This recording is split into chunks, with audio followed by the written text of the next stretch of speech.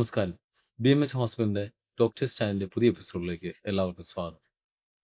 പാമ്പ് കടി ഏറ്റുകഴിഞ്ഞാൽ വെപ്രാളവും വ്യഗ്രതയും ഉണ്ടാവുക സ്വാഭാവികമാണ്. എന്നാൽ സമയോചിതമായി പ്രവർത്തിച്ചാൽ വിഷം ഉള്ളിൽ ചെല്ലുന്നതിന്റെ അപകടസാധ്യത കുറയ്ക്കാൻ വളരെയേറെ സാധിക്കും. പാമ്പ് കടി ഏറ്റുകഴിഞ്ഞാൽ എന്ത് ചെയ്യണം? അതിന്റെ ട്രീറ്റ്മെന്റ് എന്തൊക്കെയാണ്? എന്നതിനെക്കുറിച്ച് സംസാരിക്കുന്നതിനായി BMH ഹോസ്പിറ്റൽ തൊടുപുഴയുടെ ക്രിട്ടിക്കൽ കെയർ കൺസൾട്ടന്റായ ഡോക്ടർ രാഹുൽ ഇന്ന് നമ്മോടൊപ്പം ചേരുന്നുണ്ട്. Welcome sir. Thank you. നമുക്കറിയാം കേരളത്തില് പലതരത്തിലുള്ള പാമ്പുകളുണ്ട്. വിഷമുള്ളതുണ്ട്, വിഷമില്ലാത്തതുമുണ്ട്. ഉം. ഇതിൽ വിഷമുള്ളത് ഏതൊക്കെ പാമ്പുകളാണ്? അല്ലെങ്കിൽ വിഷമില്ലാത്തത് കടിച്ചു കഴിഞ്ഞാൽ അതിന് ട്രീറ്റ്മെന്റ് എടുക്കേണ്ട ആവശ്യകതയുണ്ടോ? ഇന്ത്യയിലെ സാഹചര്യം നോക്കുവാണെങ്കിൽ നമുക്കിപ്പം ഒരു 300-ൽ പരം പാമ്പുകൾ ഐഡന്റിഫൈ ചെയ്തിട്ടുണ്ട്, സ്പീഷീസുകൾ. Yeah. അതിൽ തന്നെ ഒരു 60 സ്പീഷീസിൽ കൂടുതൽ പാമ്പുകൾ വിഷമുള്ള ടൈപ്പാണ്. ഉം. നമ്മൾ ഇതിൽ ബിഗ് ഫോർ എന്നറിയപ്പെടുന്ന 4 മെയിൻ വിഷമുള്ള പാമ്പിനെയാണ് നമ്മൾ ബിഗ് ഫോർ എന്നറിയപ്പെടുന്നത്. അത് ഒന്ന് ഇന്ത്യൻ കോബ്ര എന്ന് പറയുന്ന മൂർഖൻ പാമ്പ്, കോമൺ ക്രേറ്റ് എന്ന് പറയുന്ന പല പേരുകൾ, ചിലർ വെള്ളിക്കെട്ടൻ എന്ന് പറയും, ചിലർ ശംഖുവരൻ എന്ന് പറയുന്ന ഉം. പല സ്ഥലത്ത് പല പേരുള്ള, അതെ, ഓരോ ജില്ലകളിലും ഓരോ പേരുകളാണ്. ഞങ്ങളുടെ അവിടെയൊക്കെ വളവളപ്പൻ എന്ന് പറയുന്ന അതെ. ഒരു കോമൺ ക്രേറ്റ് എന്ന് പറയുന്ന പാമ്പ്. പിന്നെ ഉള്ളത് അണലി വർഗത്തിൽപ്പെട്ട 2 എണ്ണം, ഒന്ന് റസൽസ് വൈപ്പറും പിന്നെ സോസ്കെയിൽഡ് വൈപ്പറും. ഈ 4 എണ്ണമാണ് നമ്മുടെ നാട്ടിൽ, അതായത് ഇന്ത്യയിൽ ഏറ്റവും കോമൺ ആയിട്ട് ബൈറ്റ് കേസസ് വരുന്നത്. അതിനാണ് നമ്മൾ ബിഗ് ഫോർ എന്നറിയപ്പെടുന്നത്. ഉം. ഇപ്പോൾ കേരളത്തിന്റെ സാഹചര്യം നോക്കുവാണെങ്കിൽ നമുക്ക് കുറെ കൂടെ വൈപ്പർ സ്പീഷീസ്, കുറച്ചുകൂടെ പിറ്റ് വൈപ്പേഴ്സ് എന്ന് പറയുന്ന കുറച്ച് സ്പീഷീസും കൂടെ ഐഡന്റിഫൈഡ് ആണ്. ഉം. ഇപ്പം നമ്മുടെ ഇപ്പോഴത്തെ ഒരു സാഹചര്യം നോക്കുവാണെങ്കിൽ കൂടുതൽ സ്നേക്ക് ബൈറ്റും നമുക്ക് വരുന്നത് ഈ ഹംപ് നോസ് പിറ്റ് വൈപ്പർ എന്ന് പറയുന്ന HNPV. മലയാളത്തിൽ ചിലവർ ചുരുട്ടാന്ന് പറയും, ഉം. ചിലവർ അതിന്റെ പ്രോപ്പർ വേർഡ് പറയുവാണെങ്കിൽ മുഴുമുക്കൻ കുഴിമണ്ഡലി എന്നാണ് പറയുന്നത്, കിട്ടാന്ന് കേട്ടിട്ടുണ്ട്. ചുരുട്ട. അതൊക്കെ അതിന്റെ ബൈറ്റ് ഇപ്പം നമ്മുടെ നാട്ടിൽ വളരെയധികം കൂടിക്കൊണ്ടിരിക്കുകയാണ്. പിന്നെ ഈ പിറ്റ് വൈപ്പേഴ്സ് തന്നെ ചില ഭാഗങ്ങളിൽ മലബാർ പിറ്റ് വൈപ്പർ എന്ന് പറയുന്ന പാമ്പുകളുണ്ട്, ചില ലാർജ് സ്കെയിൽ പിറ്റ് വൈപ്പർ എന്ന് പറയുന്നത്. അത് കൂടുതലും ഈ വെസ്റ്റേൺ ഗാറ്റ്സും പാലക്കാട്, കോഴിക്കോട് ആ ഏരിയയിലൊക്കെ കൂടുതലും മലബാർ പിറ്റ് വൈപ്പേഴ്സും പലതരത്തിലുള്ള മറ്റു പാമ്പുകളും കാണാറുണ്ട്. ഇതൊക്കെയാണ് നമ്മുടെ നാട്ടിൽ കാണുന്ന കോമൺ ആയിട്ടുള്ള വിഷമുള്ള പാമ്പുകൾ. വിഷമില്ലാത്ത പാമ്പുകൾ കടിച്ചാൽ പൊതുവേ നമുക്ക് അങ്ങനെ പ്രശ്നം ഉണ്ടാവാറില്ല. എന്നാലും നമ്മൾ അങ്ങനെ ഏത് പാമ്പാ കടിച്ചതെന്ന് നമ്മൾ ഐഡന്റിഫൈ ചെയ്യുന്നതിനേക്കാളും ഇതൊരു എക്സ്പേർട്ട് തീരുമാനിക്കേണ്ട ഒരു കാര്യമാണ്. അപ്പം ഏത് പാമ്പ് ഏത് പാമ്പ് കടിച്ചാലും അതിന് ആവശ്യമായ ചികിത്സയ്ക്ക് ആശുപത്രിയിലോട്ട് ചെല്ലുക. അത് അവിടെ നമ്മുടെ ലക്ഷണങ്ങൾ കണ്ടിട്ടായിരിക്കും നമ്മൾ അത് ചികിത്സിക്കണോ അല്ലെങ്കിൽ വിഷമുണ്ടോ ഇല്ലയോ എന്ന് തീരുമാനിക്കും. സാർ പറഞ്ഞു പലതരത്തിലുണ്ട്, ഇഷ്ടംപോലെ തരത്തിലുള്ള പാമ്പുകളുണ്ട്. അതിൽ മെയിൻ ആണ് 4 തരത്തിലുള്ള പാമ്പുകൾ. അപ്പം ഇതിൽ തന്നെ പല സബ് കാറ്റഗറീസുകളും വരുന്നുണ്ട്. അപ്പം ഓരോ പാമ്പുകളും കടിക്കുന്നതനുസരിച്ച് അതിന്റെ ലക്ഷണങ്ങൾ വ്യത്യാസമുണ്ടോ, അതോ ഏകദേശം സെയിം ആണോ ഇതിന്റെ ലക്ഷണങ്ങളൊക്കെ? നമ്മുടെ ഇപ്പോഴത്തെ ഞാൻ ഈ പറഞ്ഞ കുറേ പാമ്പുകൾക്ക് നമ്മൾ വിഷത്തിന്റെ ക്യാരക്ടറിസ്റ്റിക് നമ്മൾ പലതരത്തിലാണ് കാറ്റഗറൈസ് ചെയ്യുക. അതായത് നമ്മൾ ഈ കോബ്ര എന്ന് പറയുന്ന മൂർഖൻ പാമ്പും ക്രേറ്റ് എന്ന് പറയുന്ന ഈ ശംഖുവര എന്ന് പറഞ്ഞ പാമ്പിനും സാധാരണ ന്യൂറോടോക്സിക് ആയിട്ടുള്ളൊരു വിഷമാണ് കാണുന്നത്. ന്യൂറോടോക്സിക് എന്ന് പറഞ്ഞാൽ നമ്മുടെ നാഡീവ്യൂഹങ്ങളെ എഫക്റ്റ് ചെയ്യുന്ന തരത്തിലുള്ള വിഷം. അതിൻ്റെ ലക്ഷണങ്ങൾ വ്യത്യാസമുണ്ടാവും. ഇപ്പം അണലി വർഗത്തിൽപ്പെട്ട പാമ്പുകൾക്ക് കൂടുതലും ഒരു ഹീമോടോക്സിക് ആയിട്ടുള്ള, അതായത് രക്തത്തെ ബാധിക്കുന്ന തരത്തിലുള്ള വിഷമാണ് ഉള്ളത്. അതിൻ്റെയും ലക്ഷണങ്ങൾക്ക് വ്യത്യാസമുണ്ടാവും. പിന്നെ നമ്മുടെ നാട്ടിൽ വേറൊരു തരം വിഷമുള്ളതെന്ന് പറഞ്ഞാൽ നമ്മുടെ നാട്ടിൽ അങ്ങനെ അധികം കാണാറൊന്നുമില്ല, പക്ഷെ സീ സ്നേക്സിന്റെ ബൈറ്റ് ഉണ്ടെങ്കിൽ അതിന് മയോടോക്സിക് എന്നാണ് പറയുന്നത്. മയോടോക്സിക് എന്ന് പറഞ്ഞാൽ നമ്മുടെ മസിൽസിന് കൂടുതൽ ഡാമേജ് ഉണ്ടാവും. അതെ, പക്ഷെ നമ്മൾ അങ്ങനത്തെ ബൈറ്റുകൾ ഒട്ടും തന്നെ റിപ്പോർട്ട് ചെയ്യപ്പെട്ടിട്ടില്ല. നമുക്ക് അതിന്റെ ബൈറ്റ് കാണാനുള്ള സാധ്യതയും കുറവാണ്. ഉണ്ട്, ചില സാഹചര്യങ്ങൾ ഉണ്ടായിട്ടുണ്ട്, പക്ഷെ അതിനൊരു മയോടോക്സിക് എന്ന് പറയുന്ന കാറ്റഗറിയിൽ പെടുന്ന വിഷമാണ്. മസിൽസിനെ കൂടുതൽ ഡാമേജ് ഉണ്ടാക്കുന്ന തരത്തിലുള്ള വിഷം. ഇത്തരത്തിലാണ് മെയിനായിട്ട് ലക്ഷണങ്ങൾ വരുന്നത്. ഇതിപ്പം നമ്മളിപ്പോൾ ഒരു വ്യക്തിക്ക് പെട്ടെന്ന് പാമ്പ് കടി ഏറ്റു കഴിയുമ്പോൾ തന്നെ ഈ ലക്ഷണങ്ങൾ ഉണ്ടാവുമോ, അതൊരു സമയം എടുത്തിട്ടാണ് ഈ ലക്ഷണങ്ങൾ ഉണ്ടാവുന്നത്, അല്ലെങ്കിൽ ആ സമയത്തുണ്ടാകുന്ന ലക്ഷണങ്ങളാണ് ഒരു പാമ്പ് കടിച്ച ആ സമയത്ത് തന്നെ? ഓക്കെ, അത് ഒരു കൃത്യമായിട്ട് നമുക്കൊരിക്കലും അത് പ്രെഡിക്റ്റ് ചെയ്യാൻ പറ്റത്തില്ല. നമുക്ക് ചിലവർക്ക് അത് ബൈറ്റ് വരുന്ന രീതിയിലും ബൈറ്റ് വരുന്ന സ്ഥലമൊക്കെ അനുബന്ധിച്ച് നമുക്ക് ചിലപ്പം പെട്ടെന്ന് അതിന്റെ എഫക്റ്റുകൾ കണ്ടേക്കാം. അതായത് ഇപ്പം ബൈറ്റ് വന്നേക്കുന്നത്, അതായത് കടിച്ചേക്കുന്നത് നേരെ ഒരു രക്തക്കുഴലിന്റെ മേളിലാണെങ്കിൽ ഈ വിഷം നേരെ നമ്മുടെ സർക്കുലേഷനിലോട്ട് കയറും. അപ്പം അതിന്റെ എഫക്റ്റുകളും കുറച്ചുകൂടെ ഫാസ്റ്റ് ആയിട്ട് വന്നേക്കാം. ചില സമയത്ത് നമുക്ക് ആദ്യം കടി കിട്ടിക്കഴിഞ്ഞാൽ നമുക്കൊരു വലിയ കുഴപ്പമൊന്നും തോന്നണമെന്നില്ല. അപ്പം ആദ്യത്തെ കുറച്ച് മണിക്കൂർ നമ്മൾ വലിയ ശാന്തമായിട്ടിരിക്കുന്നുണ്ട്, നമ്മൾ ചിലപ്പോൾ വിചാരിക്കും ഇല്ല കുഴപ്പമില്ല, ആശുപത്രി പോകണ്ട എന്നുള്ളൊരു ചിന്ത വന്നേക്കാം. അത് നമുക്ക് അപകടകരമാണ്. നമ്മൾ ഏത് ബൈറ്റ് വന്നാലും നമുക്ക് ഡിലേഡ് ആയിട്ടും ഇങ്ങനെ പ്രസന്റേഷൻസ് ലക്ഷണങ്ങളുണ്ടാവും. വരാം. ചില അപൂർവമായിട്ട് ആണെങ്കിലും നമുക്ക് ഈ വെനം ഡിപ്പോ എന്ന് പറയുന്ന സംഭരണികൾ പോലെ നമ്മുടെ ഉം. കടിച്ച ഭാഗത്ത് അവിടുത്തെ ചർമ്മത്തിലൊക്കെ കുറച്ച് വിഷം ഇരിക്കാം. ഉം. അത് പിന്നീട് ചിലപ്പോൾ ഒരു 24 മണിക്കൂർ കഴിഞ്ഞിട്ടൊക്കെ ആയിരിക്കും അതിന്റെ എഫക്റ്റ് വരിക. അങ്ങനെയും സംഭവിക്കാം. അതിപ്പോൾ നമുക്ക് ഇപ്പോൾ കൃത്യമായിട്ട് എത്ര മണിക്കൂർ കഴിയുമ്പം എത്ര നേരം കഴിയുമ്പോൾ ഇതിന്റെ എഫക്റ്റ് വരുമെന്ന് ചോദിച്ചാൽ നമുക്കത് പ്രെഡിക്റ്റ് ചെയ്യാൻ പ്രെഡിക്റ്റ് പറ്റില്ല. ചെയ്യാൻ പറ്റില്ല. ഓക്കെ. എത്രയും പെട്ടെന്ന് ആശുപത്രിയിലോട്ട് എത്തുക എന്നുള്ളതാണ് നമ്മൾ ചെയ്യേണ്ടത്. ചെയ്യേണ്ട കാര്യം. പെട്ടെന്ന് എത്തുക എന്ന് സാർ പറഞ്ഞല്ലോ. ഇപ്പം പാമ്പുകടി ഏറ്റു കഴിഞ്ഞ് കഴിഞ്ഞാൽ ഇപ്പോൾ വിഷമുള്ളതോ ഉള്ളതോ ഇല്ലാതിരിക്കട്ടെ. ഇപ്പോൾ എത്ര സമയം കൊണ്ട്, എത്ര മിനിറ്റ് കൊണ്ട് നമ്മൾ ഹോസ്പിറ്റലിൽ എത്തിച്ചേരണം ഒരു വ്യക്തിയെ രക്ഷിക്കുന്നതിന് വേണ്ടി? ഇതിൽ നമ്മൾ പാമ്പ് കടിയെ പറ്റി സാധാരണ പറയുന്നത് ടൈം ഇസ് ലൈഫ് എന്നാണ്. ഉം. ടൈം ഇസ് ലൈഫ് എന്ന് പറയുമ്പം ഇപ്പം നിങ്ങൾ കേട്ടിട്ടുണ്ടോ, ഇപ്പം സ്ട്രോക്ക് വന്നു കഴിഞ്ഞാൽ അല്ലെങ്കിൽ ഇപ്പോൾ ഒരു ഹാർട്ട് അറ്റാക്ക് വന്നു കഴിഞ്ഞാൽ ഇത്ര മണിക്കൂറുകൾക്കുള്ളിൽ നമ്മൾ ആശുപത്രിയിൽ അതെ, എത്തണം. അതെ. നമുക്ക് ഇതിനൊരു സ്പെസിഫൈഡ് ടൈം ഫ്രെയിം ഇല്ല.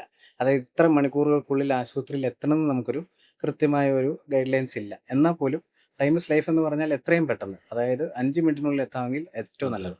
എത്രയും പെട്ടെന്ന് എത്താവോ അത്രയും പെട്ടെന്ന് ആശുപത്രിയിലോട്ട് എത്തുക എന്നുള്ളതാണ് എത്തിച്ചേരും. അതിൻ്റെ അത് ചെയ്യേണ്ടത്. ഇന്ന് നാട്ടില് കേരളത്തില് ജനങ്ങളുടെ ഇടയിലുള്ള ഒരു മിഥ്യാധാരണയാണ്. അതായത് പാമ്പുകടി ഏറ്റതിന് ശേഷം അപ്പം തന്നെ ഈ ബ്ലഡ് സക്ക് ചെയ്ത് കളയുക. അല്ലെങ്കിൽ മുറിവേറ്റ ഭാഗത്തിന് മുകളിലായിട്ട് ഈ തുണി കൊണ്ട്, ഈ ടവലോ അല്ലെങ്കിൽ മറ്റെന്തെങ്കിലും തുണിത്തരങ്ങൾ കൊണ്ട് കെട്ടിവെക്കുക. അല്ലെങ്കിൽ ആ ഭാഗം ചെറുതായിട്ട് മുറിച്ച് കളയുക. ഉം. ഇത്തരത്തിലുള്ള മിഥ്യാധാരണകൾ എന്തെങ്കിലും കഴമ്പുണ്ടോ? സാറിന് എന്താണ് ഇതിനെക്കുറിച്ച് പറയാനുള്ളത്? ഈ പാമ്പ് കടി സംബന്ധിച്ച് നമ്മുടെ നാട്ടിൽ ഇപ്പോഴും ഒരുപാട് മിഥ്യാധാരണകൾ ഇപ്പോഴും ഉണ്ട്, നമ്മുടെ സമൂഹത്തിൽ പോലും. ആം, ഇതിലൊന്ന് എനിക്ക് പറയാനുള്ളത്, പാമ്പ് കടി ഏറ്റു കഴിഞ്ഞാൽ നമ്മൾ ഏത് പാമ്പും ആയിക്കോട്ടെ, ആദ്യം ചോദിച്ചിരുന്നു വെനമസ് ആണോ നോൺ വെനമസ് ആണോ, വിഷമുള്ളതാണോ ഇല്ലാത്തതാണോ എന്ന് വെച്ചാണോ നമ്മൾ ചികിത്സ ചെയ്യണം. അങ്ങനെയല്ല, ഏത് പാമ്പ് കടിയേറ്റാലും ഒരു ആശുപത്രിയിൽ പോയി ഒബ്സർവേഷൻ നിൽക്കുന്നത് തന്നെയാണ് ഏറ്റവും നല്ലത്. ഉം. അതിനൊരു എക്സാമ്പിളായിട്ട് പറയുവാണെങ്കിൽ, ഒരു കോബ്ര, അതായത് മൂർഖൻ പാമ്പ് കടിച്ചാലും ഒരു ശംഖുവര എന്ന് പറയുന്ന ക്രേറ്റ് കടിച്ചാലും പറഞ്ഞു വരുമ്പോൾ അത് രണ്ടും ന്യൂറോടോക്സിക് ആയിട്ടുള്ള വെനമാണ്. രണ്ടും നമ്മുടെ നാഡീവ്യൂഹങ്ങളെ എഫക്റ്റ് ചെയ്യുന്ന വെനമാണ്. പക്ഷെ ഒന്നിന് നമുക്ക് കാലിൽ കടിച്ചു കഴിഞ്ഞാൽ, അതായത് കോബ്ര മൂർഖം കടിച്ചു കഴിഞ്ഞാൽ നമുക്ക് കാലിലോട്ട് അസഹനീയമായ വേദനയും നമുക്ക് അതിൻ്റെതായ ഒരു നീർക്കെട്ടും ഒരു വീക്കോ എല്ലാം ഉണ്ടാകാം. പക്ഷെ ഈ ക്രേറ്റ് കടിക്കുന്ന ഭാഗത്ത്, അതായത് ശംഖുവരയും കടിച്ചു കഴിഞ്ഞാൽ നമുക്ക് ആ ഭാഗത്തോട്ട് ചിലപ്പോൾ ഒരു പാടുപോലും ഉണ്ടാവണമെന്നില്ല. അതായത് നമ്മൾ കടിച്ച് അവിടെ വേദനയുണ്ടോ, അവിടെ ബ്ലീഡിങ് ഉണ്ടോ, അല്ലെങ്കിൽ നീര് വെച്ചിട്ടുണ്ടോ എന്നുള്ളത് വെച്ചല്ല നമ്മൾ ചികിത്സ തേടേണ്ടത്. അത് ഇല്ല എന്ന് വെച്ച് നമുക്ക് കുഴപ്പമില്ല എന്നല്ല അർത്ഥം. അപ്പം നമ്മൾ സ്വയം ആശുപത്രി തീരുമാനം എടുക്കാൻ പാടില്ല. സ്വയം തീരുമാനിക്കാതിരിക്കുക. പിന്നെ ഉള്ളതെന്ന് പറഞ്ഞാൽ, നമ്മൾ പണ്ട് കാലം മുതലേ കേട്ടേക്കുന്ന കുറേ കാര്യങ്ങളുണ്ടാവും. നമ്മൾ ഈ താങ്കൾ ചോദിച്ച പോലെ തന്നെ ഈ നമ്മൾ ആ ഒരു ഭാഗത്തേക്കുള്ളൊരു ചെറിയ മുറിവുണ്ടാക്കിയിട്ട് നമ്മൾ അത്രയും ഭാഗത്ത് ബ്ലഡ് കുറച്ച് ഒഴുക്കി കളയാൻ നോക്കുക. ഒഴികളയാൻ. അതല്ലെങ്കിൽ അവിടുത്തെ വിഷം നമ്മൾ സക്ക് ചെയ്ത് കളയാനായിട്ടുള്ളൊരു ശ്രമം നടത്തുക. അതും അല്ലെങ്കിൽ ഈ പറയുന്ന പോലെ ടൈറ്റായിട്ട് കെട്ടി ആ രക്തയോട്ടം നിലയ്ക്കുന്ന രീതിയിൽ ടൈറ്റായിട്ട് കെട്ടി വെക്കുക. ഇത് കൂടുതൽ ഡാമേജ് ഉണ്ടാക്കാനുള്ള സാധ്യതയാണ് കൂടുതൽ. ഉണ്ടാവാൻ സാധ്യത. നമുക്ക് ഇപ്പോൾ വന്നേക്കുന്നേക്കാളും കൂടുതൽ ഡാമേജ് ആണ് ഇതുണ്ടാക്കുന്നത്. പിന്നെ കണ്ടുവരുന്ന വേറൊരു കാര്യം, നമ്മൾ ഈ കടി ഏറ്റു കഴിഞ്ഞാൽ ആൾക്കാർ ചിലപ്പം ഏതാ പാമ്പ് കടിച്ചേ എന്ന് ഡോക്ടറെ കാണിക്കാൻ വേണ്ടി ചിലപ്പം പാമ്പിനെ ജീവനോടെയോ അല്ലാതെയോ പിടിച്ചുകൊണ്ട് വരുന്നവരുണ്ട്. ഉം. ഇതിന് 2 കുഴപ്പങ്ങളാണ്. ഒന്ന്, നമ്മൾ ചികിത്സ തേടേണ്ട ആ ഒരു ഗോൾഡൻ ടൈം ഞാൻ പറഞ്ഞു ആദ്യം, എത്രയും പെട്ടെന്ന് ചികിത്സ ആശുപത്രിയിൽ എത്തണം. അപ്പം ആ സമയം നമ്മൾ വേസ്റ്റ് ആക്കി കളയുകയാണ്. 2, ഇതിനെ പിടിക്കാൻ പോകുന്ന സമയത്ത് നമ്മൾ വീണ്ടും ഒരു കടി ഏൽക്കാനുള്ള സാധ്യത ഉണ്ട്. അതായത് വീണ്ടും ഒരു റിസ്ക് എടുക്കുകയാണ്. അപ്പം അതിൻ്റെ ആവശ്യമില്ല. നമ്മൾ സാധാരണ ആൻറ്റിവെനം വേണോ വേണ്ടയോ എന്ന് തീരുമാനിക്കുന്നത് പേഷ്യൻ്റെ ലക്ഷണങ്ങൾ വെച്ചിട്ടാണ്. അല്ലാതെ പാമ്പ് ഏതാണെന്ന് അറിഞ്ഞു കഴിഞ്ഞാൽ നമ്മൾ ഏത് തരം വിഷമായിരിക്കുമെന്ന് നമുക്കൊരു ഗസ് വർക്ക് നടത്താം. അല്ലെങ്കിൽ അതെന്താണ് നമ്മളിനി മുന്നോട്ട് പ്രതീക്ഷിക്കേണ്ടതെന്നുള്ളൊരു കാര്യം നമുക്ക് മനസ്സിലാവും. പക്ഷേ അതിൻ്റെ ആവശ്യമില്ല. ലക്ഷണങ്ങളെ അനുബന്ധിച്ചാണ് ട്രീറ്റ്മെന്റ് ലക്ഷണങ്ങൾ എന്താണെന്ന് വെച്ചാണ് നമ്മൾ തന്നെ ചികിത്സിക്കുക. അതുണ്ടെങ്കിലാണ് നമ്മൾ ആൻറ്റിബയോട്ടിക് കൊടുക്കണോ വേണ്ടിയോ എന്ന് ആദ്യം തീരുമാനിക്കുക. പാമ്പുകടി ഏറ്റു കഴിഞ്ഞ് കഴിഞ്ഞാൽ പ്രാഥമികമായി നമ്മൾ ചെയ്യേണ്ടത് എന്തൊക്കെയാണ്? അല്ലെങ്കിൽ എന്തൊക്കെ നമ്മൾ ശ്രദ്ധിക്കണം? നമുക്ക് എപ്പോഴേലും ഒരു പാമ്പ് കടി ഏൽക്കുന്ന ഒരു സാഹചര്യം വന്നാൽ നമുക്കത് ആദ്യം ചെയ്യേണ്ടത്, നമ്മൾ അധികം പാനിക് ആവാതെ ശാന്തരായിരിക്കാൻ ശ്രമിക്കുക എന്നുള്ളതാണ്. റീഅഷ്യൂർ ചെയ്യുക. അതായത് പേടി ഉണ്ടാവും, പേടി സ്വാഭാവികമാണ്. പക്ഷെ അധികം പാനിക് ആവാതിരിക്കുക. അത് എന്തുകൊണ്ടാണെന്ന് വെച്ചാൽ, നമ്മൾ പാനിക് ആവും തോറും നമ്മുടെ ശരീരത്തിൽ നമ്മുടെ രക്തസമ്മർദ്ദം കൂടും, നമ്മുടെ ഹാർട്ടിൻ്റെ തുടിപ്പ് കൂടും. അങ്ങനെ വരുമ്പം രക്തയോട്ടം അങ്ങോട്ടുള്ളത് കുറച്ചുകൂടെ കൂടാൻ സാധ്യതയുണ്ട്. അതനുസരിച്ച് ശരീരത്തിലേക്ക് കൂടുതൽ വിഷം പെട്ടെന്ന് നമ്മുടെ സർക്കുലേഷനിലോട്ട് വ്യാപിക്കാനും അതിൻ്റെ ലക്ഷണങ്ങൾ കുറച്ചുകൂടെ നേരത്തെ വരാനുള്ള സാധ്യതയുണ്ട്. അപ്പം അങ്ങനെയുള്ള സാഹചര്യത്തിൽ നമുക്ക് ഒന്ന് നമ്മൾ മാക്സിമം ആ രോഗീനെ രോഗീന്നല്ല ആ ആളെ നമ്മൾ മാക്സിമം റീഅഷ്യൂർ ചെയ്ത് നമ്മൾ കംഫർട്ടബിൾ ആക്കി വെക്കുക. ഓക്കെ. അതിൻ്റെ കൂടെ നമ്മൾ ഇപ്പം കയ്യിലാണ് കടിച്ചതെങ്കിൽ ആ ഭാഗം മാക്സിമം ഇമ്മൊബിലൈസ് ചെയ്ത് വെക്കുക. അത് ചലനം സംഭവിക്കാത്ത രീതിയിൽ നമ്മൾ വെക്കുക. അത് ഒന്നെങ്കിൽ നമുക്ക് പിടിക്കാം, ഈ അല്ലെങ്കിൽ നമുക്കൊരു ഈ ചിലർ പറയുന്നത് സോപ്പിട്ട് കഴുകുക എന്നുള്ളത്. അപ്പൊ ആ സമയത്ത് നമ്മൾ സോപ്പിട്ട് കഴുകുന്ന പ്രശ്നമല്ലേ? ഇല്ല, അങ്ങനെ ഒന്നും ചെയ്യേണ്ട ചെയ്യേണ്ട കാര്യമില്ല. ആവശ്യമില്ല. നമ്മൾ അത്രയും ഭാഗത്തേക്ക് നമ്മൾ ആ കടിച്ച ഭാഗത്തേക്ക് നമ്മൾ ഒന്നും ചെയ്യേണ്ടതില്ല. നമ്മൾ അങ്ങോട്ടുള്ള രക്തയോട്ടം കുറയ്ക്കാനുള്ള കാര്യങ്ങൾ ചെയ്യുക. അതായത് നമുക്ക് സ്പ്ലിന്റ് ചെയ്ത് വെക്കാം കൈ. ഉം. കൈ അതായത് ഇവിടെയാണ് കടിച്ചതെങ്കിൽ നമ്മുടെ ആ അടുത്തുള്ളൊരു ജോയിന്റ് കൂടുന്ന രീതിയിൽ ഒരു സ്കെയിലോ ഒരു ഉം. തടി കഷ്ണമോ വെച്ചിട്ട് ഒരു തുണി വേണമെങ്കിൽ കെട്ടി വെക്കാം. വട്ടം കെട്ടി. ടൂർണിക്കേ കെട്ടുന്ന പോലെയല്ല, ജസ്റ്റ് ആ ഒരു ഇമ്മൊബിലൈസ് ചെയ്യാൻ വേണ്ടി സ്പ്ലിന്റ് ചെയ്യുക എന്ന് പറയുന്ന ഒരു ഒത്തിരി പ്രഷറിൽ കെട്ടാൻ പാടില്ല. പ്രഷർ ഒന്നും വേണ്ട. നമ്മൾ ജസ്റ്റ് നമ്മൾ ആ ഒരു സപ്പോർട്ട്. ജോയിന്റ് മൂവ് ചെയ്യാൻ പാടില്ല. ഓക്കെ. അതാണ്.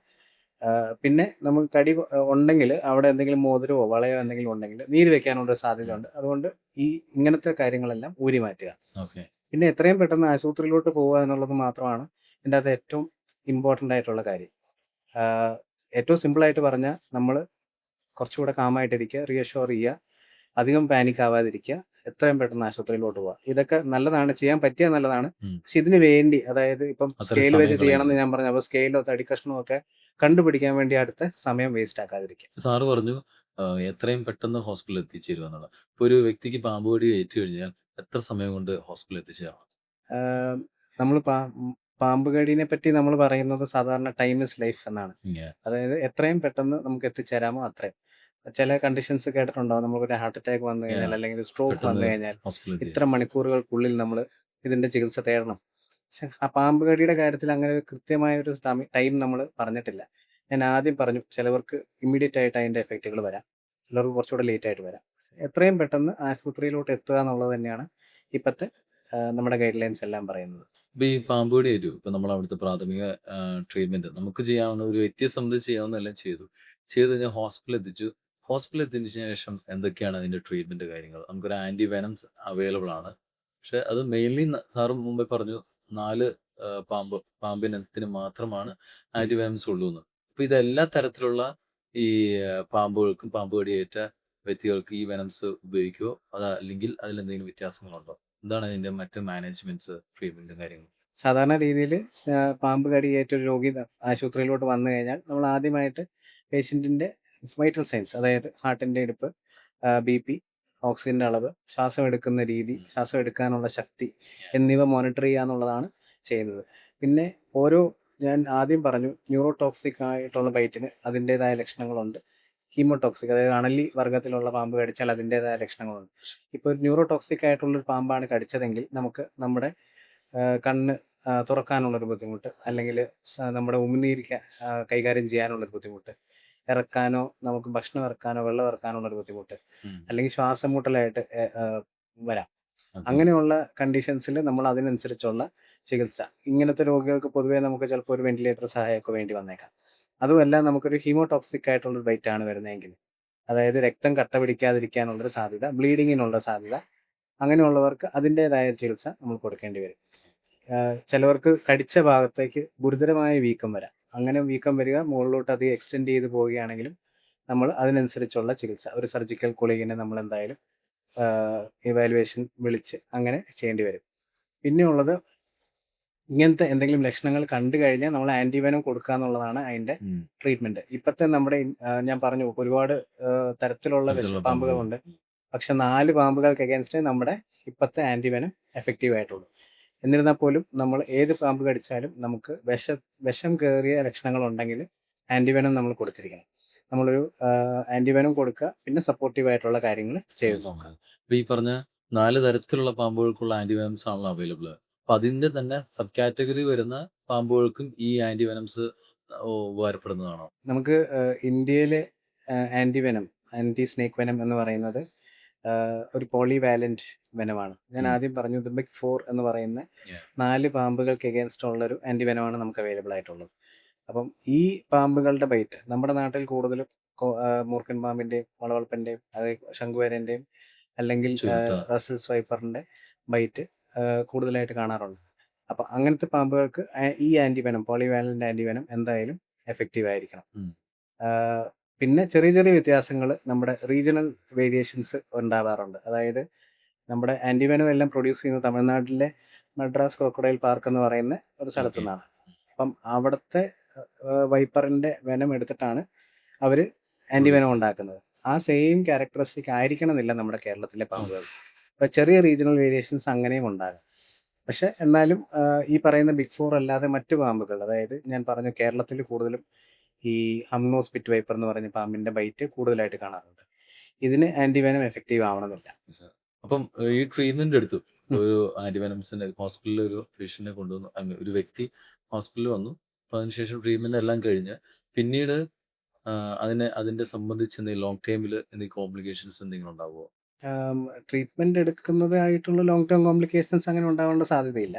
ഇല്ല. പക്ഷെ ഏത് പാമ്പാണ് കടിച്ചത്, ആ പാമ്പ് കടിക്ക് ശേഷം നമ്മൾ എത്ര നാള് അല്ല എത്ര സമയം കഴിഞ്ഞിട്ടാണ് നമുക്ക് അതിന്റെ ചികിത്സ എടുത്തത് ഓക്കെ. ഉണ്ടാകാം. ഈ ആന്റി സ്നേക്ക് വെനം എന്ന് പറയുന്ന ഇഞ്ചക്ഷന് നമുക്കിപ്പം ഓൾറെഡി ഉണ്ടായ പ്രശ്നങ്ങൾ, അതായത് ഇപ്പം നമുക്ക് കടിച്ച ഭാഗത്തോട്ട് നല്ല വീക്കം ഉണ്ടായിട്ടുണ്ട്. ഈ വീക്കം ഉണ്ടായതൊന്നും നമുക്കത് റിവേഴ്സ് ചെയ്യാൻ പറ്റത്തില്ല. ഓക്കെ. നമുക്ക് നമ്മുടെ ശരീരത്തിലുള്ള വെനം ന്യൂട്രലൈസ് ചെയ്യാനേ പറ്റത്തുള്ളൂ. ഓ, അതായത് ഓൾറെഡി വന്ന ഡാമേജ് അതിന് മാറ്റാൻ പറ്റില്ല. മാറ്റാൻ പറ്റില്ല. അങ്ങനെയുള്ള സമയത്ത് നമുക്ക് അതായത് ട്രീറ്റ്മെന്റിന് ഡിലേ വന്നിട്ടുണ്ടെങ്കിൽ അതിൻ്റെതായ പ്രശ്നങ്ങൾ ചിലപ്പോൾ ലോങ് ടേമിൽ ഉണ്ടാകാം. Long time. അതുമല്ല ഇപ്പം ചില പാമ്പുകൾക്ക് നമുക്ക് മസിൽ ഡാമേജ് കാരണവും അല്ലെങ്കിൽ രക്തം പൊട്ടുന്ന ഇത് ഇപ്പോൾ അണലി വർഗത്തിലൊക്കെ ഞാൻ പറഞ്ഞു രക്തം ഹീമോടോക്സിക് ആണ്. അങ്ങനെയുള്ള അവസ്ഥയൊക്കെ വന്നു കഴിഞ്ഞാൽ കിഡ്നി ഡാമേജ് വരാറുണ്ട്. ഓക്കെ. ഒട്ടുമിക്ക നല്ലൊരു ശതമാനം ആൾക്കാരും നോർമൽ ലെവലിലോട്ട് കിഡ്നി ഇമ്പ്രൂവ് ചെയ്ത് വരാറുണ്ട്. എന്നാലും ഒരു ചെറിയ ശതമാനം ആൾക്കാർക്ക് ലോങ് ടേമിൽ അതൊരു ക്രോണിക് കിഡ്നി ഡിസീസ് ആയിട്ടും മാറാനുള്ള സാധ്യതയുണ്ട്. സാറിന് എന്തെങ്കിലും മെസ്സേജ് സൊസൈറ്റിക്ക് കൊടുക്കാൻ ആഗ്രഹിക്കുന്നുണ്ടോ? ഒരാൾക്ക് പാമ്പ് കടി ഏറ്റാൽ നമ്മൾ എത്രയും പെട്ടെന്ന് സമയം കളയാതെ അടുത്തുള്ള ആൻറ്റി വെനം സൗകര്യം അല്ലെങ്കിൽ ഒരു ICU സൗകര്യമുള്ള ഒരു ആശുപത്രിയിലോട്ട് എത്തിച്ചേരുക. വിലപ്പെട്ട സമയം പാഴാക്കാതിരിക്കുക. Yeah. നമ്മൾ സയൻറ്റിഫിക്കലി പ്രൂവൺ ആയിട്ടുള്ള ചികിത്സ നേടുക. അത്രേ ഉള്ളൂ. നമ്മൾ ചർച്ച ചെയ്തത് പാമ്പ് കടി, അതിൻ്റെ ട്രീറ്റ്മെൻറ്റ് എന്തൊക്കെയാണ്, അതിൻ്റെ ലക്ഷണങ്ങൾ എന്തൊക്കെയാണ്, എത്ര തരത്തിലുള്ള വിഷമുള്ള പാമ്പുകളുണ്ട്, അതെങ്ങനെ പ്രാഥമികമായി നമ്മൾ മാനേജ് ചെയ്യണം എന്നൊക്കെ കാര്യങ്ങളെക്കുറിച്ച് വിശദമായി ഡോക്ടർ രാഹുൽ നമുക്ക് പറഞ്ഞു തന്നു. Thank you sir. പുതിയൊരു വിഷയമായി വരുന്നതുവരെ this is signing off from Jovin. Thank you.